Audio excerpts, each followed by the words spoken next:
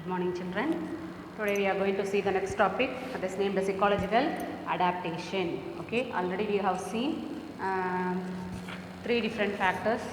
Uh, Continue to that of ecology, it is adaptations. What does mean by adaptation? So the organism that can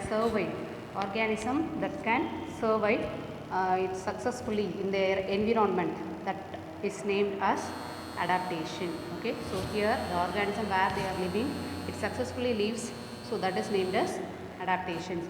So here the adaptations are the structure or a living organism that successfully survive in the environment is called the adaptation of an organism. Here the organisms exist under the ecological habitat. Habitat, you know, where the organisms are living. So based on the habitat, the plant adaptations can be divided into different types. So in this first one, it is hydrophytes, second one xerophyte, third one mesophytes, fourth one epiphytes, and fifth one it is named as halophytes. Okay, so 5 different types of adaptations are found here. In this first we are going to see the first adaptation, that is nothing but hydrophytes. Hydro means, do you know what is meant by hydro? So that is nothing but water. So phytes means plants. So water living plants are named as hydrophytes. So it may be live in water or in some of the places where the wet region is found. So wet places also you can find some of the plants they are growing. So based on that it is classified into 5 different types. In this first it is named as free floating hydrophytes. Free floating hydrophytes. And next one, free floating hydrophytes means freely it used to found in the surface of the water. So it is named as free floating hydrophytes. Next one, it is rooted floating hydrophytes. Third one, it is submerged floating hydrophytes. And fourth one, rooted submerged hydrophytes.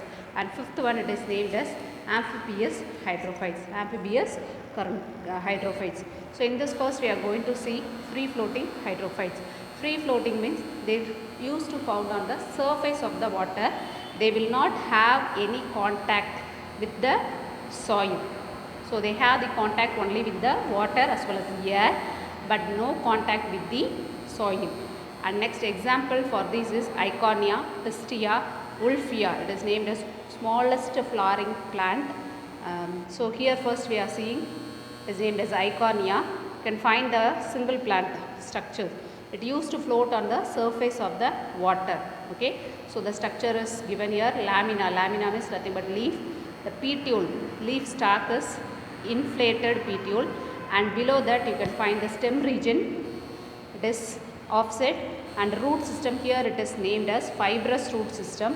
And next one, it have the root pockets to fix on the water, to float on the water. Okay, so this is used to float on the surface of the water. So it is named as freely floating hydrophytes.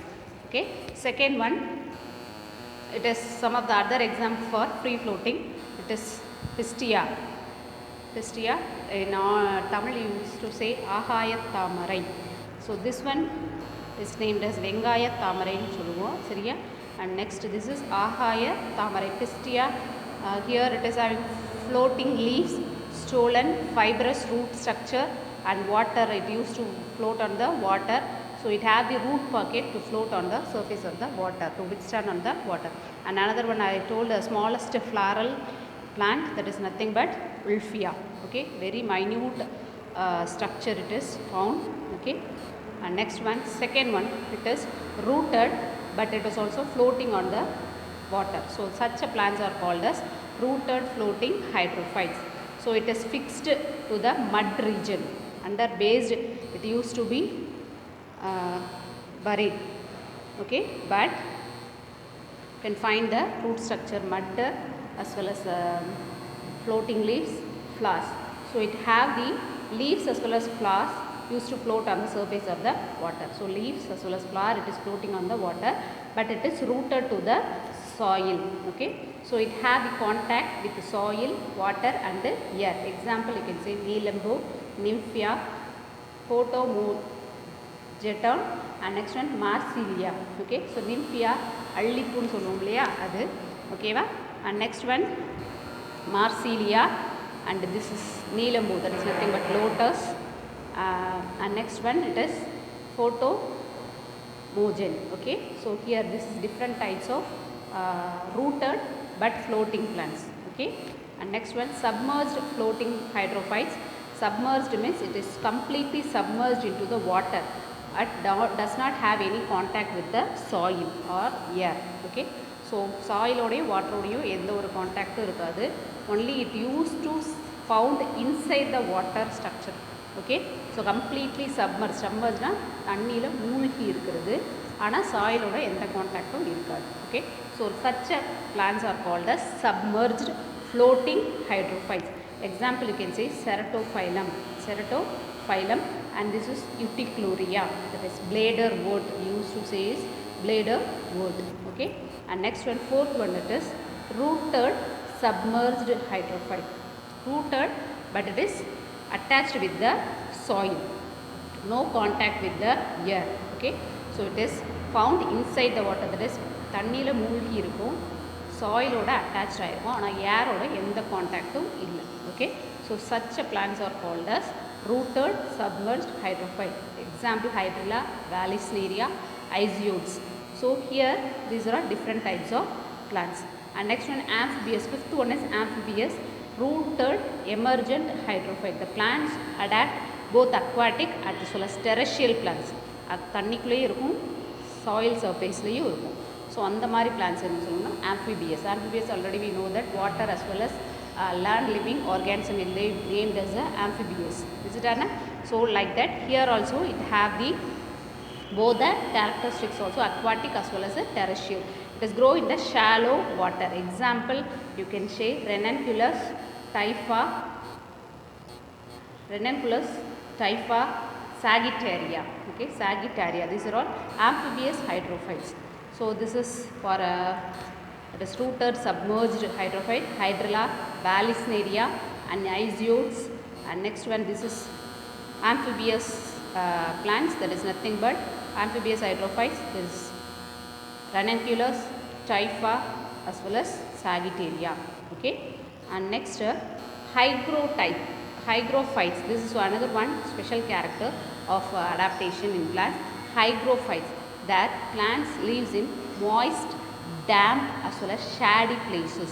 Moist, damp as well as shady places. நிழல்ல வளரக்கூடிய plants. Okay, ஈரப்பதமாக இருக்கிறது, சேர்கள் மற்றும் நிழல்ல வளரக்கூடிய plant, அதுதான் வந்து என்னென்னா hygrophytes. Example is name is Habenaria and mosses. Habenaria is orchid as well as mosses is a bryophytic plant. Okay, another one, morphological adaptation. First we are going to see morphological adaptations of hydrophytes. Morphological adaptation and morphological external structure of the plant structure, based on that how it is present, that hydrophytes are how it is present and what are the different types of structures we are getting. So that is named as morphological adaptation. So first one, roots. Root of hydrophytes will be different types. First, for example, you can say Wolffia as well as Salvia.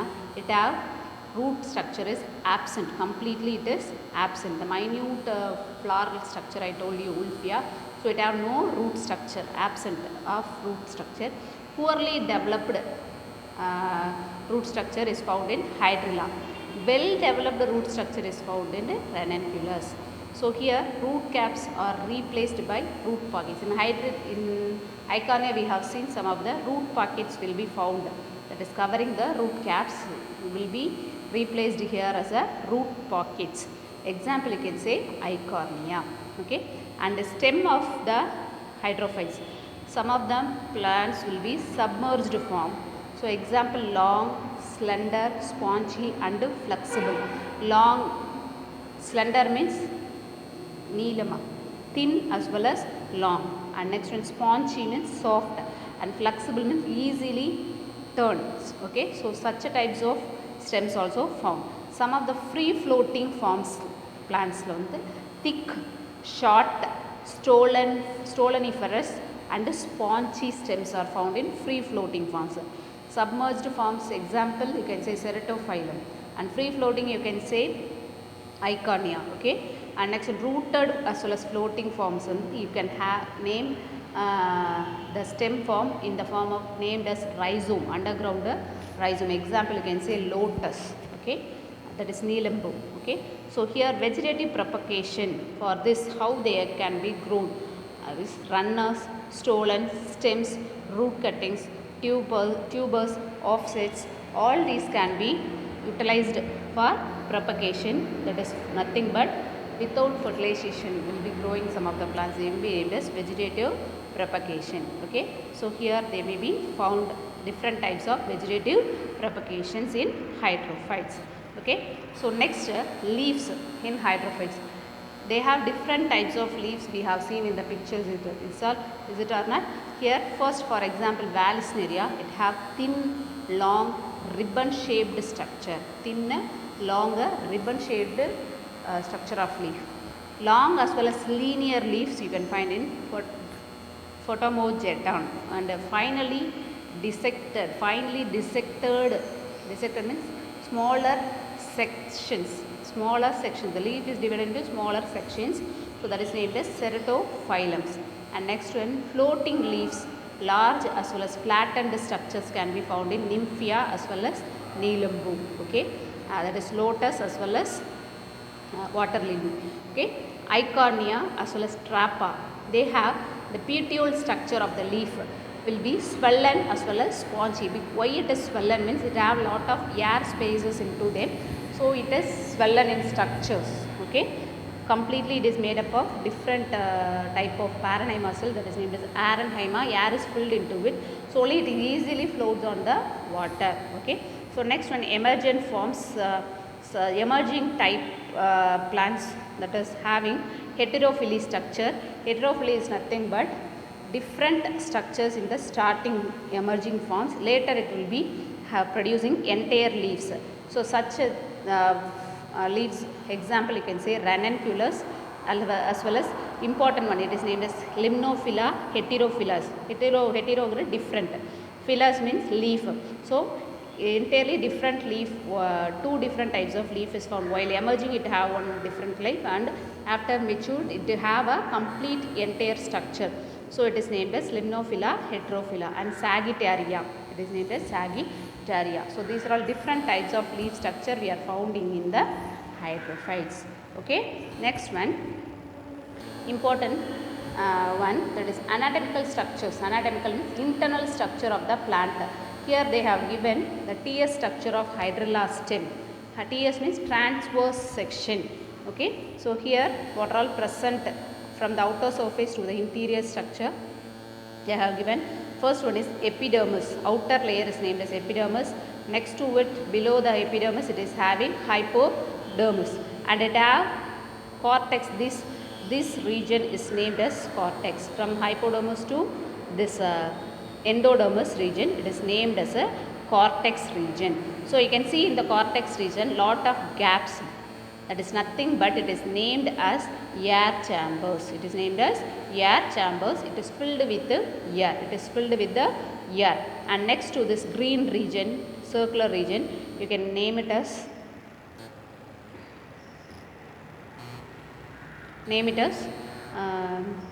endodermis. It is named as endodermis. And next one, it is named as pericycle. That red color region, it is named as pericycle.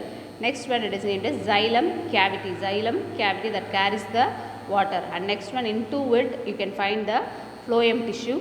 There is nothing but phloem tissue is having sieve tubes as well as a phloem parenchyma is found inside the hydrilla plant, okay. So these are all the anatomical structure of hydrilla, okay. And next one, anatomical structures.